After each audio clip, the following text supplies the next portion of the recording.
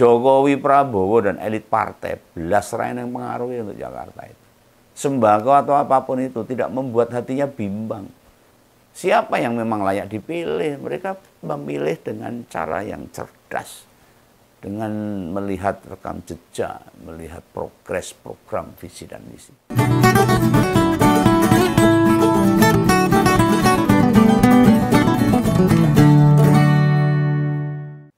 Ketemu lagi dengan Om Gawan dalam konten khusus hasil pilkada serentak ini. Ya, kalah menang biasa adalah pertarungan. Saya menjagokan sesuatu, menjagokan calon kalah, ya tidak masalah. Menjagokan ada yang menang, ya biasa aja lah. Nah ini kayaknya pasangan Mas Pramono Anung dan Bang Rano Karno alias Sidul lumayan unggul jauh dalam berbagai quick count lembaga survei. Ya nggak hanya unggul jauh, keduanya di berbagai perhitungan cepat. Ada yang tembus 51%.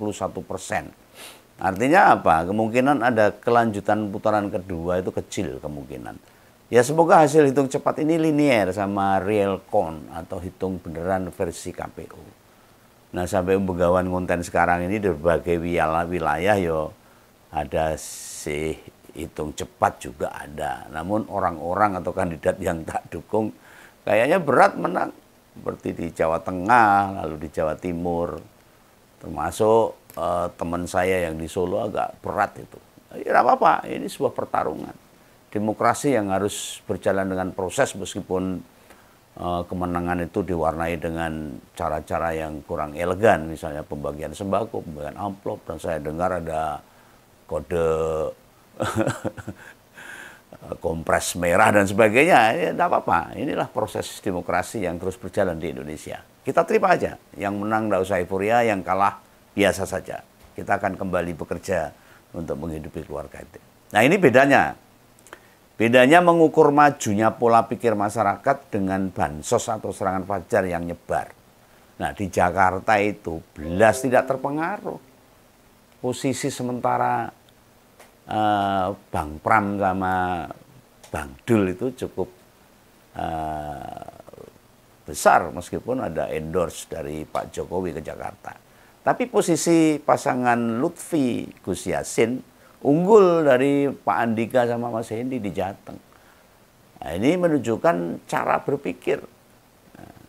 Lalu juga Andra Soni di Mihati. Juga di atas Bu Airin tuh sama Pak Ade Sumarti. Padahal Bu Airin waktu pertama-tama kali itu elektabilitasnya di atas 70%.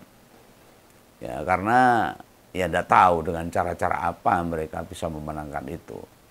Yang jelas dalam waktu yang cepat itu kalau tidak dengan serangan-serangan yang berupa pemberian atau apa, kemungkinan kecil untuk membalikkan fakta elektabilitas. Termasuk di Jatim lah. Pasangan Kofifah Emil Dardak meninggalkan Bu Risma, Gus Han sama Mbak Lulu dan Mas Lukmanul. Lah, mau bagaimanapun semua hasil harus kita terima. Nggak apa-apa, biasa aja lah. Nah kita bicara Jakarta dulu. Yang sebenarnya tingkat intervensi Jokowi di sana juga sempat dia lakukan, malah justru lebih banyak gitu. Dan banyak tokoh-tokoh yang membombardir untuk kemenangan Kang Ridwan Kamil. Kan pernah datang lalu ketemu sama Kang Emil itu Pak Jokowi. Juga beberapa influencer. Di masa tenang juga ada surat dari Ketua Umum Gerindra yang disebarkan agar memilih kandidat Kim++. Pak Prabowo ini piye toh ya. Walaupun dua presiden genah pasang badan, ada 13 partai yang mendukung. Suara rakyatnya nggak goyah sama sekali. Dengan berpikir secara hati nurani, dengan pikiran yang cerdas. Mas Pram sama Bang Dul tetap bisa tinggi suaranya dengan 3 kandidat. Nah peluang 2 putaran sebenarnya lumayan rasional. Nah, nyatanya nggak juga itu. Unggulnya calon gubernur dari PDIP ini telak bila dikomparasikan dengan yang dilakukan di lapangan. Sebenarnya metode Mas Pram dan Bang Dul tidak ada perbedaan signifikan. Bukan hanya belusuan, bertemu berbagai komunitas, suan ke berbagai tokoh, baik agamawan, budayawan, dialog dengan Gen Z, dan lainnya lah. Nah di titik ini Om Begawan sih narik kesimpulan, ya pola pikir pemilih yang berpengaruh. mau bagaimanapun serangan fajar, faktor dukungan Jokowi, endor Jokowi, dua faktor yang bikin pilihan rakyat goyah ini di Jakarta itu semua belas nggak ngefek. Karena cara berpikirnya sudah maju.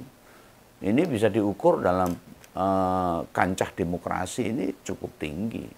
Ya bisa jadi kepleset lidahnya Kang Emil dan Pak Suswono bisa mempengaruhi ya bisa soal janda-janda itu bisa berpengaruh. Ini kan hanya ke kader sama simpatisan PKS saja, kalau yang lainnya orang nggak kas itu. Sementara buat non mereka, bukan kader sama simpatisan PKS, wis gak srek sama keduanya. Ya terbongkarnya karungan beras, kaos sama korek bergambar Respati Astrid untuk di Solo, nggak ada dampaknya untuk Jakarta loh. Tapi Solo ya mumet itu. Ada beras, ada kaos, ada korek api, ada amplop, ada kompres merah dan sebagainya. Hebat ini.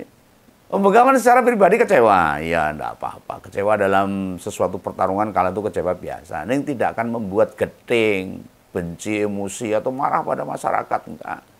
Kadang kasunyatan kuwi pahit, layaknya kita minum jamu atau mengonsumsi pil yang harus kita sama-sama sadari.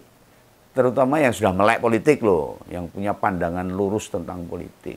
Kalau yang cuma ikut-ikutan, cuma bagian nyadong, relawan-relawan yang hanya mencari kesenangan, mencari kehidupan, oh beda. Yang ngerti atau paham ngebaca para perusak demokrasi, ya berarti tugas kita. Di masa mendatang masih sak tumpuk untung, masih berat untuk membalikkan cara berpikir masyarakat, untuk menegakkan demokrasi kita. Yang kita anut demokrasi. Demokrasi itu adalah dari rakyat untuk rakyat. Lalu yang dipraktekkan elit politik itu semua serba transaksional, deltinuku. Kayak pesanku wingi itu loh, kemarin itu loh, pemilih ki levelnya emang odong-odong, tahu odong-odong. Nek ora dileboni duit, ora mlaku, ora gelem opah. Ini masih dalam taraf segitu. Nah, sembari Begawan ngonten ini, ini tak cek nih perolehan Mas Pram sama Bang Dul kok bergeser. Turun jadi 49%. Dan angka itu ada di 4 lembaga survei yang menghitung quick count. Itu baik di Litbang Kompas, LSI, Carta Politika maupun indikator politik. Ya, di sana ada tertampang layar untuk daftar atau perolehan suara dari Bang Dul sama Mas Pram itu. Berarti beneran terbuka peluang nih adanya putaran kedua ini. Kalau kurang dari 50%. Lah angka 49% itu juga komanya mirip kok. Ada yang koma 42% itu, ada yang 43%, tertinggi itu 64% itu. Data yang masuk sudah 70%. Kayaknya nggak banyak berubah dari hasil ini. Ya 49,64 kalau misalnya naik 1% pasti sudah menang. Tugas di Jakarta menurut Om Begawan sih rampung, belum. Ya, masih penghitungan quick count gitu. Kita harus bersiap menata dan turut berperan di sini. Kalau pilkada di wilayah lain, utamanya di Jawa, hanya Jakarta saja yang 2 putaran, maka prediksi Om Begawan Jokowi bakal habis-habisan di sana. Kalau sampai Jakarta 2 putaran. Gerojoknya ke sana itu. Wah, ini dia masih pengen. Dan dia ingin membuktikan bahwa dia masih lebih kuat dari Prabowo. Nah kemarin banyak ngebantu Jateng serta Solo. Yang memang kalau nggak ditangani, Pak Lutfi, Gus Yassin maupun Respati Astri bakal berat.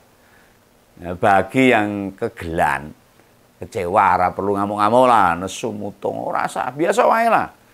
Kecewa atau sedih itu perasaan biasa. Justru malah kita di berbagai kepemimpinan daerah, baik Banten, Jateng, Jatim, Jabar, mau gari nyawang wae gitu. Kita lihat aja. Kita lihat aja apakah kepemimpinan kepala daerah yang baru itu bakal progres, akan jauh lebih baik. Ini camkan nih omongan saya itu. Akan banyak orang kelak di suatu saat menyesal pilihan-pilihan mereka. Ya, nek ketemu tetangga, saudara teman yang beda pilihan lalu diece, senyum baik. Ojo besengut, perengat pergut jabrut, ora perlu. Katakan padanya selamat, dan kita lihat mereka yang terpilih itu bisa berbuat banyak bagi rakyat atau enggak. Malah ada itu teman saya yang mau gundul ketika jagonya menang. Ya enggak apa-apa, euforia enggak masalah. Kembali ke soal Mas Pram sama Bang Dul. Ada tugas besar di putaran kedua. Jakarta setidaknya memberi pelajaran ke kita. Bagaimana selayaknya kita bertarung. Kita harus banyak belajar pada masyarakat Jakarta yang tidak mudah dibeli, nggak mudah disogok, belas angel dipengaruhi. Jokowi, Prabowo, dan elit partai belas rakyat yang mengaruhi untuk Jakarta itu. Sembako atau apapun itu tidak membuat hatinya bimbang. Siapa yang memang layak dipilih? Mereka memilih dengan cara yang cerdas. Dengan melihat rekam jejak, melihat progres, program, visi, dan misi. Ya sekarang kita mungkin nggak merasa. Kepala daerah nggak banyak berpengaruh pada hidup kita. Padahal nanti bila sudah memimpin baru terasa. Entah wali kota, bupati, atau gubernur. Membantu kita atau malah mengabaikan kita. Pajak naik, hidup kita semakin susah. Atau memang kita akan disejahterakan. Kita tunggu saja. Itu ya pesan kawan. Semoga menjadi catatan bagi semua bangsa, warga, rakyat Indonesia. Yang menang tidak usah euforia, yang kalah tidak usah kecewa. Kita akan kembali pada masing-masing personil untuk menghidupi keluarga kita. Salam ngumpul, salam pegawan. Dadah.